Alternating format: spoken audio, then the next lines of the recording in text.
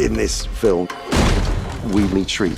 Shriek has the ability to suck up sound and use it as a weapon. She can be really dangerous. They're sending me to a place where there are others like me.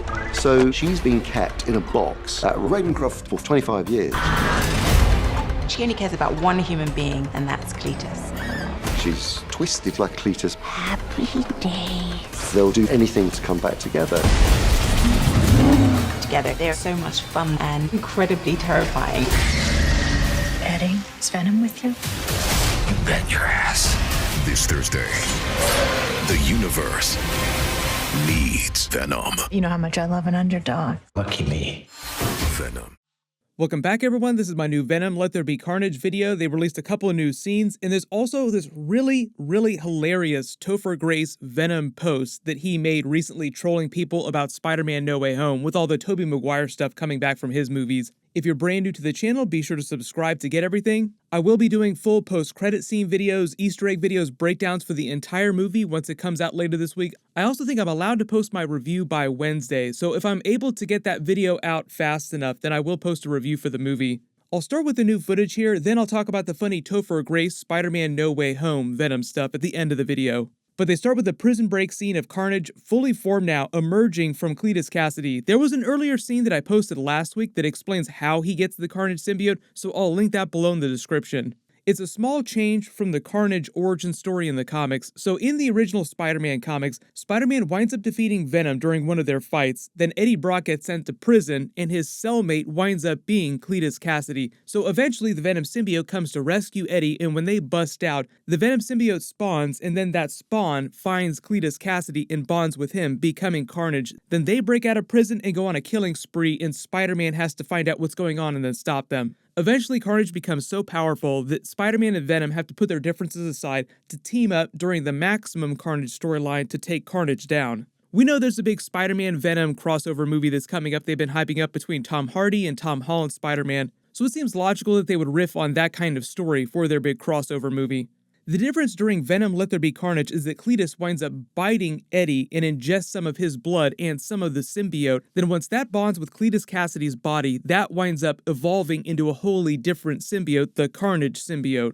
So as they're executing him here, this scene is meant to be another parallel for that scene of Eddie Brock inside the medical scanner where the Venom symbiote starts freaking out, just bursting out of his body. Only this time, for the Carnage origin story, they're playing it like a death and rebirth scene. Like Cletus Cassidy is dying, they're injecting him with all these lethal chemicals, and you can see him slowly dying. So Cletus dies, briefly, so that he can be reborn as Carnage. And there is a big difference in the way the Carnage symbiote bonds with Cletus Cassidy from the way normal symbiotes like the Venom symbiote bonds with Eddie Brock or other hosts like Flash Thompson, Agent Venom, or even Toxin or Anti-Venom or the Primal symbiote. Carnage is different because it's not just a regular symbiote that enters Cletus's body and forms a partnership with him the way that Venom and Eddie Brock are partners, or the way Bruce Banner and the Hulk are partners. I'll also reference the Hulk again in a second too when I talk about the other footage because a lot of what's going on with Venom during the movie and Eddie Brock is similar to what was going on between Banner and the Hulk during Avengers Infinity War and Avengers Endgame. But no, we're not going to get Professor Venom or anything like that anytime soon. The difference with Carnage is that the Carnage symbiote and Cletus are bonded at the cellular level so much that neither one of them, Cletus nor the Carnage symbiote, knows where one of them begins and the other one ends. They think of themselves truly as a single being, thus the phrase, "We are Carnage." Now that is Venom's catchphrase too, he says it all the time, "We are Venom," but it's meant to be totally different the way Carnage uses that phrase. Eddie Brock and Venom agree to be bros and work together, but they're still two distinct personalities, two distinct minds. Eddie has his own wants and desires, and so does the Venom symbiote. Carnage is more like a singular mind, a single desire for just complete destruction, utter chaos. And that's one of the reasons why he starts out initially being so much more powerful than Venom, because there's no limits with him. He's just 100% all the time. Whereas with Venom during the movie, as Andy Serkis tells it in that clip, Eddie and Venom are the odd couple fighting constantly, unable to live together peacefully, but also they can't stand to be apart. In the movie, Eddie is supposed to be just as selfish and self-serving as comic book Eddie Brock. Like imagine Spider-Man if he were a total asshole and only ever really thought of himself. Oh wait, no, you don't have to imagine it because they actually did that during a movie. Everyone cue the emo Bully Parker dance montage. Look at little Goblin Jr. Gonna cry?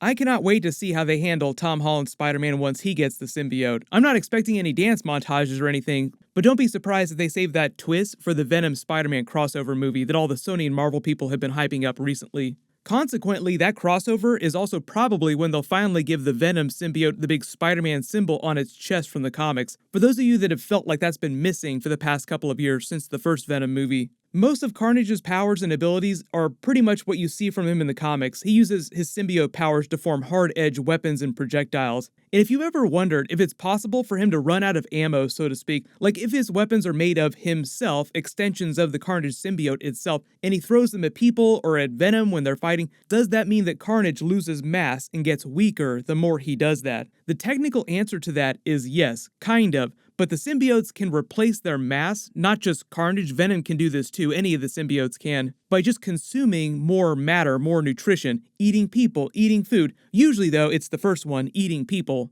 The symbiotes repair their own tissues the same way that the human body consumes nutrition and converts that to energy, powering your body's ability to repair itself. It's just that the symbiotes do that way, way faster. So if Carnage were in the middle of a fight and he needed a reload, so to speak, all he'd have to do would be just eating a couple people. The symbiotes can also make themselves appear or get even bigger if they want to as well. They just need to consume way more matter, but usually they're just depicted as being slightly larger than the people that they're bonded to, more for practical reasons. Like Eddie Brock is only 5'9" because Tom Hardy is 5'9", but when the Venom symbiote comes out, he's more like 7 or 8 feet tall. It's just like Banner and the Hulk. Banner is average height, kind of scrawny. The Hulk is about 8 feet tall in his base form, but still built like a tree trunk. Also talking more about the Hulk references, in Avengers Infinity War, the whole reason the Russos explained they did Hulk and Banner this way, with Hulk eventually refusing to come out, isn't just because he lost the fight to Thanos. It was more about him hating Banner, and that was what all the dialogue about him only wanting Hulk for fighting was meant to be. Hulk basically felt like Banner was selfish and only used him when it was convenient for Banner. And Hulk had his own dreams and desires, like he wanted to be free just like everyone else. They had a huge deleted scene during the final battle in Avengers Infinity War where they were going to watch Hulk and Banner come to the agreement and form Professor Hulk, but they said that they opted to save that reveal for Avengers Endgame. I posted the whole Avengers Infinity War Hulk deleted scene on my channel a couple years ago, so I'll add a link for that in the description below. But in this movie, Venom and Eddie have their own version of that kind of a scene where they have to both come together finally so they can be even more powerful. We've seen some of that in the trailer footage. It takes place in the church here where they have their big Venom versus Carnage battle, and he's like, you need to come out right now. I will let you eat everybody. Also, this being in a church is a huge Easter egg for a number of different Spider-Man stories and Carnage stories. Anytime Venom is in a church, it reminds you of the classic Venom origin story. They did a version of that with the Tobey Maguire Spider-Man 3 movie, but also referencing Tobey Maguire's Spider-Man 3, the Topher Grace version of Venom. Recently, Topher Grace did a Reddit AMA for something completely unrelated, and of course, during that, someone asked him, are you going to be in Spider-Man No Way Home, because of all the Tobey Maguire Spider-Man characters that are coming back during that, like Dr. Octopus, and the Tobey Maguire cameo scene that we're all expecting, of course. And I think we're all in agreement that there is no way that Topher Grace is going to show up during Spider-Man No Way Home. Like, we all just innately understand that they're not going to bring that character back. But this was Topher Grace's way of giving the funniest troll answer that you've ever heard. So this is actually Topher Grace answering this kid, saying, please keep it between us, but yes, I'm in it. The plot starts with Peter Parker, Tom Holland, bummed that everyone knows his identity, and then some crazy shit happens with Doctor Strange and Dr. Octopus. Alfred Molina comes into his dimension, then Electro and the Green Goblin hop out of one of those energy circles. I love the way he calls it energy circles, like he's trying to be extra funny about it. And they're like, it's spider stomping time. Then Tom Hardy and I pop out and battle each other, and I win, obviously. Like, it's not even a fight, I just kick his ass immediately. Not to give too much away, but there are also some actors from the original 70s Spider-Man show, Aquaman, Batman, Affleck, not Keaton, I love the way he included that little detail. And thanks to Disney, Han Solo's ghost from Rise of Skywalker, and that Eve robot from WALL-E. Again, please, keep this between us. That is probably one of the best troll answers that I've ever seen an actor give about them being questioned as to whether or not they're in a giant movie.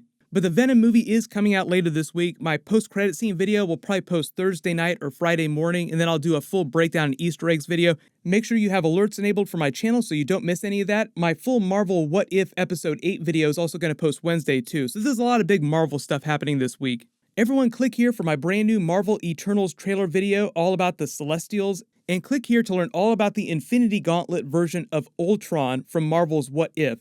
Thank you so much for watching, everyone stay safe, and I'll see you in the next video.